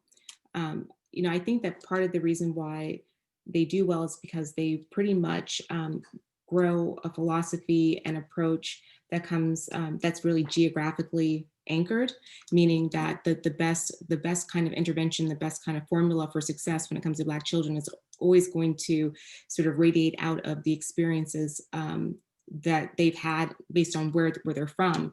And I know that in a place like Charleston, so often there is an obsession with finding like other like frameworks, if you will. Most people don't know what frameworks are, or methods, methodologies. Most people don't know the difference between the two, and sort of bringing it and sort of plunking it down and spending a lot of money and a lot of time trying to sort of take teachers and students and fit them into this mold that really they can't fit in. And so when we talk about school improvement, we got to start looking at redesigning or rethinking schools and education for Black students based on their experiences and based on their geographical location, and also fighting for the space to develop and sort of evolve in a way that makes sense to the experiences of the teachers and the students in that particular location. And that's something that in Charleston just does not happen. And so that's why there aren't more schools that are doing well, because there's these really wrong notions and ideas about what works, a lot of assumptions. And unfortunately, by the time it's figured out that it's not going to work, it's already failed, and you've stressed teachers out, you stressed families out, you stressed children out. So unfortunately, we have to have space to construct, I would say, personalized interventions that can work within like the entire school setting. And we don't allow that here. Yeah. And that's an important point. And I see that all over the nation, people looking for this approach, people looking for this package, this technique. I liken it to weight loss programs, fitness programs. A fitness program is not going to work for someone that doesn't have the right mindset. It's just not going to work. You don't start with a fitness program. You don't start with a weight loss program. The program is only going to work if you have dedicated yourself to it, if you understand the goals and objectives, if you have changed a certain lifestyle. If you're getting drunk and eating drinking a 6-pack of beer and eating chicken wings with your friends every single weekend, and you try to start a weight loss program and you still have that behavior, it's just not going to work. And so that's why, go back to what I said earlier. Think about what's the most important thing that you can do for the students. That's to create a happy, safe, productive learning environment for them. That's what you have to do. And so these private schools, they're not using a program. These schools that we admire, their stats, they're not using the program. I never really understood why we think that Black kids need something special and different from what the white kids are getting, So I think it was Dr. Amos Wilson who said that education is designed to solve problems, and Black children don't have the same kind of problems as white children, and that's why they require a different approach, which I think I agree with. So I do want to go through some of the things in the chat because I thought they were really great. People ask, how many of the referrals are related to things like disrespect, which can be very open to interpretation. I think the other piece that that I think is important to lift here is around this differentiation in elementary school of gifted and talented students. So yes, there's a mystery around the process, but why do we even need to have a process to identify students who are gifted and talented, why do we separate students? Yeah. You know, is it Yeah, akin? and that's a very good, Don't go ahead. that's a very good point and observation, and that's something that we should ask. And I've seen a lot of good questions. We also need to get to the who. So who do we ask that question to, in terms of, you know, what is our need for separating? Why do certain students need certain things? And you know, a question that I have is, you know, why do we see special education students in these small classes with, you know, subpar facilities, dumbed down textbooks, you know, lack of enriching learning experience, and then and you know, sometimes teachers that don't have the same types of qualifications, but yet in honors classes we see them in these classrooms that have, you know, all these extra learning aids and high-tech computers and a teacher that has a PhD and all these types of things. Um, you know, why do the students that need more get less, and the students who theoretically need less get more? So, you know, there's a lot of questions that we need to explore. We have one question that's come in from John Reed around, you know, both quantitative and qualitative demonstrate that the system, and we've discussed, has been infused with racial bias, and that respect is performing exactly as it was designed to do. It seems almost intractable. At what point do we move to renorming the system from the outside in and with an equity lens? And I would say, can you renorm the system from the outside in? At what point? I would say now. You know, like we need to do it now. And I agree with what he's saying. Um, you know, anyone who goes into quantitative research and ignore the qualitative elements to it is doing flawed research. Quantitative research starts off with a hypothesis. A hypothesis is an educated guess.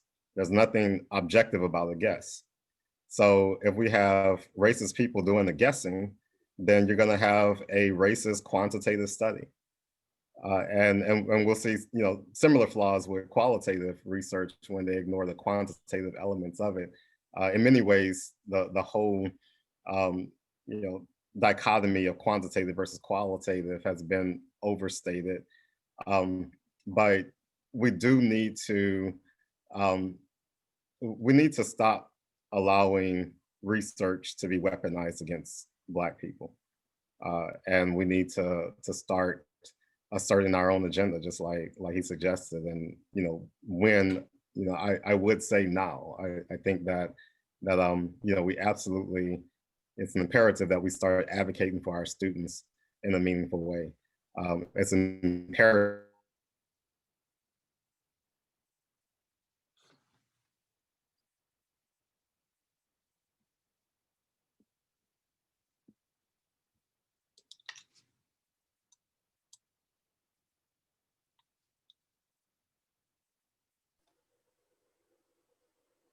Uh-oh.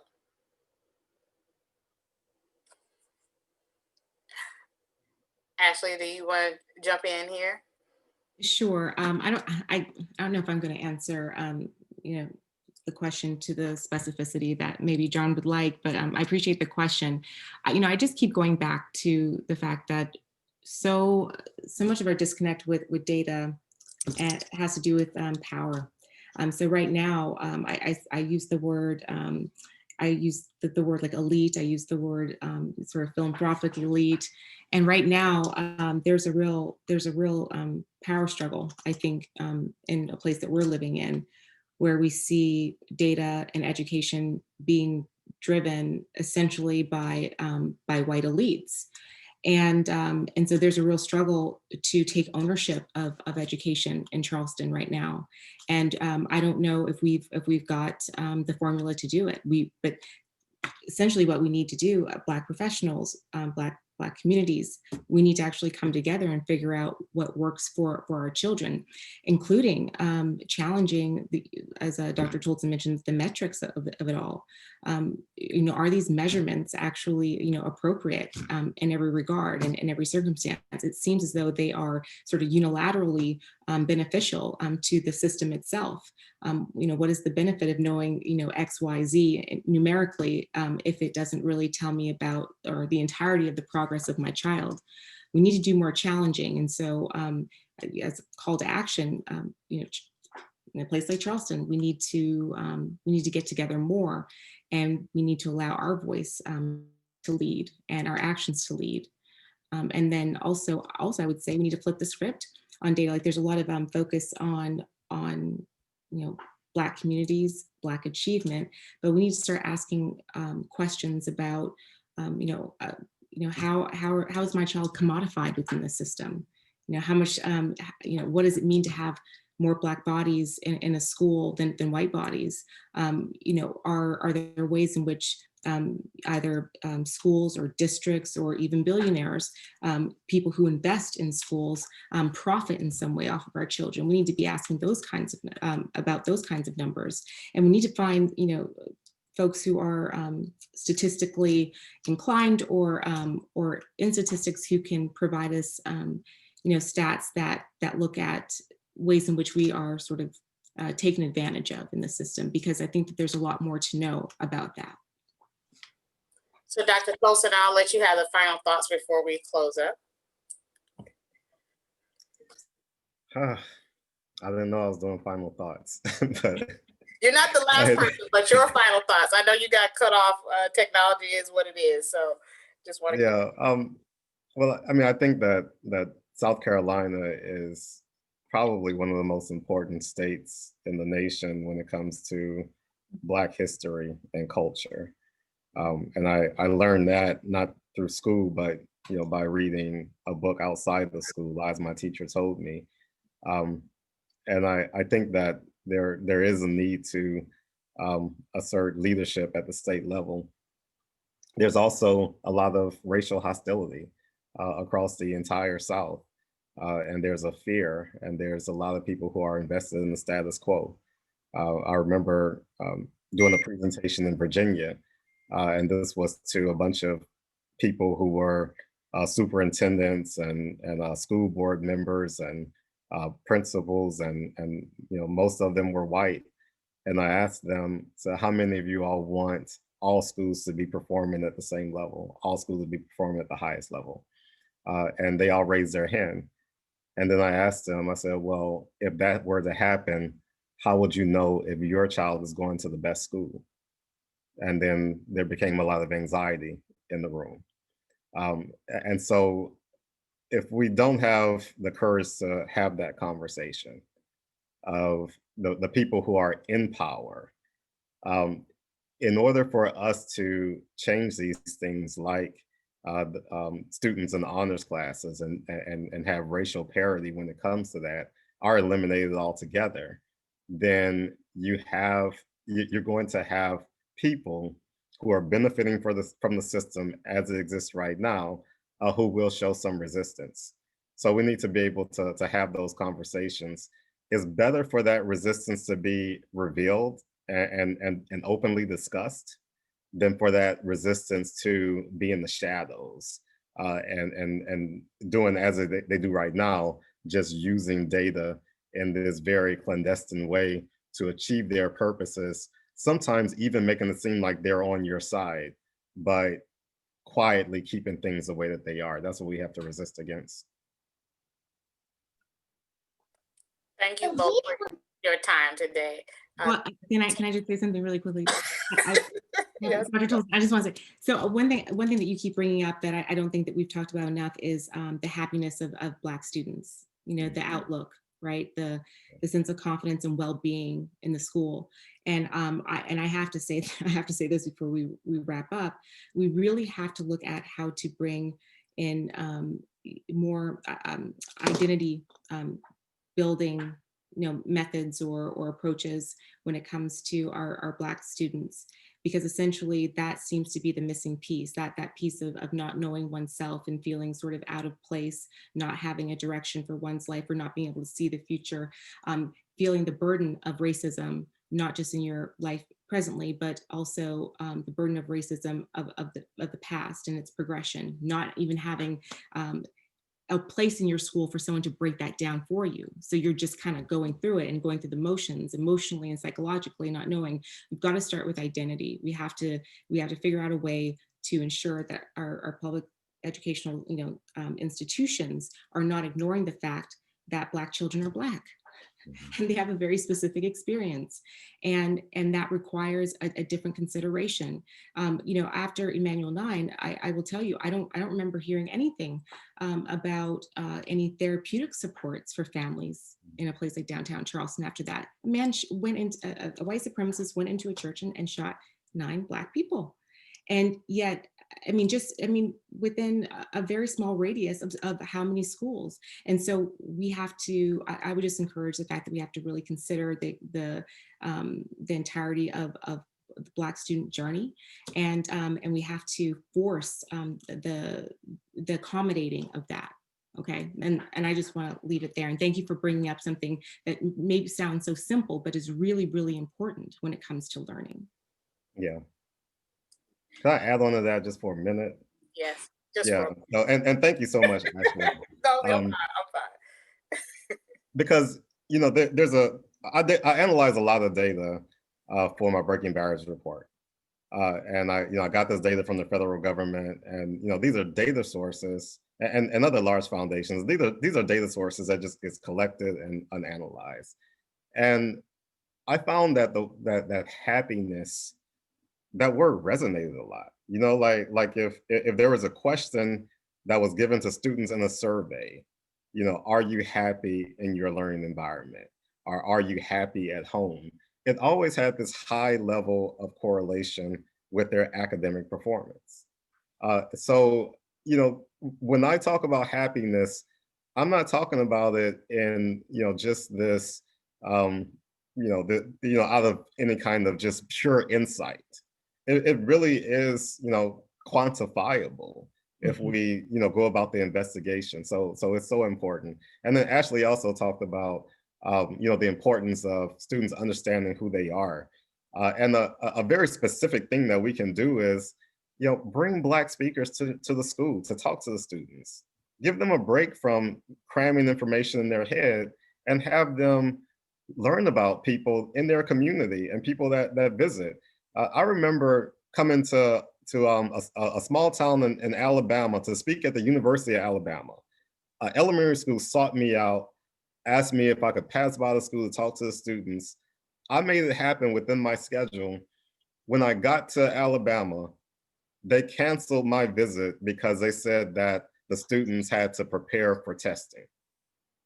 So instead of them having the opportunity to hear from a Black man who was working in the White House at the time, they canceled my visit for these Black kids to learn to be prepped for testing.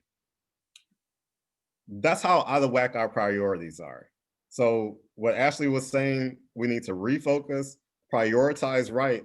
That's a very important closing sentiment to have. And we also need to stop punishing Black professionals when they speak up and stand up for Black kids and culture, because that happens a lot too. Well, that's another topic that we will be taking on further in our series. So thank you both for your time today. I would like to bring up Tina Singleton with the Greater YWCA of Charleston.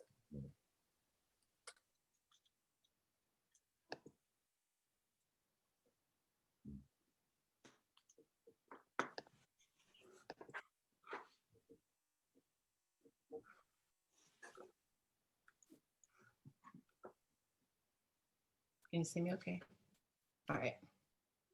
Good afternoon, everyone. My name is Tina Singleton, and I am the Director of Programs at YWCA Greater Charleston.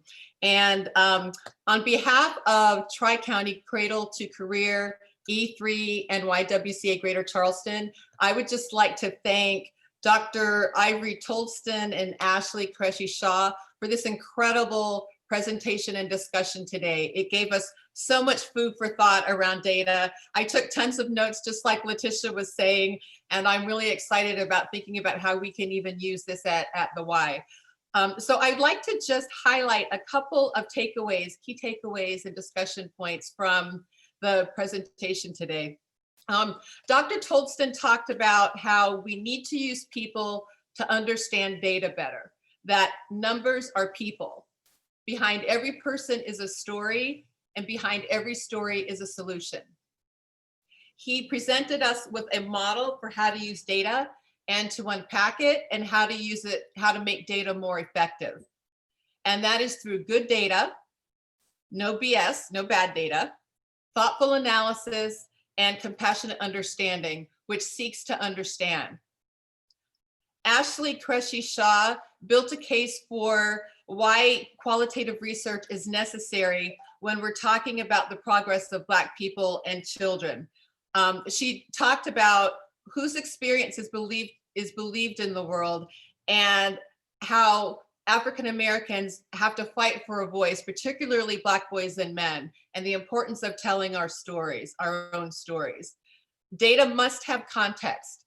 In order to have better data, we have to have a relationship with the information that we are collecting. And through her South Carolina-based examples, she showed us how important historical context is, that we need to understand history to understand current outcomes. Dr. Tolston talked about the concept of data democratization, the importance of distributing data adequately, bringing in parents, not centralizing data where it can be used for oppressive purposes. The need for parents to have access to data and understand the data so they can ask appropriate questions to leadership. And parents going to allies and resources to help them advocate and navigate for their child.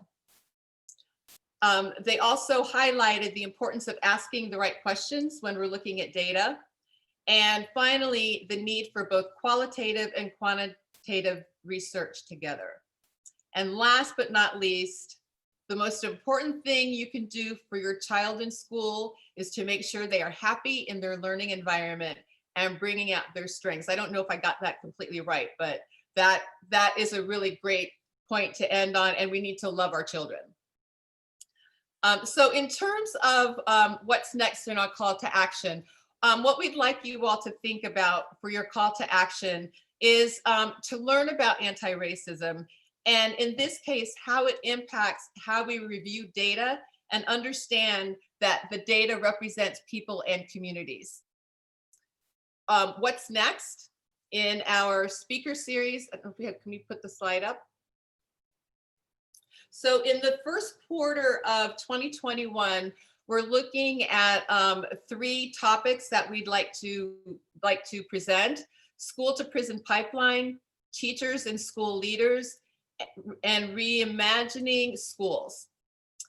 The other thing that we're looking at, and we've been talking about and discussing a lot with organizations, is the need to have a common language and definition for the community around what is an anti-racist organization. We recognize that it's really important for the community to have a shared language and structure and analysis for doing racial equity work. I would like to finally thank Phyllis Martin, Letitia Vaughn of Tri-County Cradle to Career, and Audrey Lane of E3. It's always such a pleasure to work with you all in hosting these speaker series. And a huge shout out to Marcus Trinidad, who provided all the technical support for today's session. So thank you very, very much. Our contact information is on this slide of Dr. Tolston, Ashley Qureshi Shah, YWCA Greater Charleston, Tri-County Cradle to Career, and E3. So thank you so much for your attention and your attendance today, and we wish you a good rest of the week.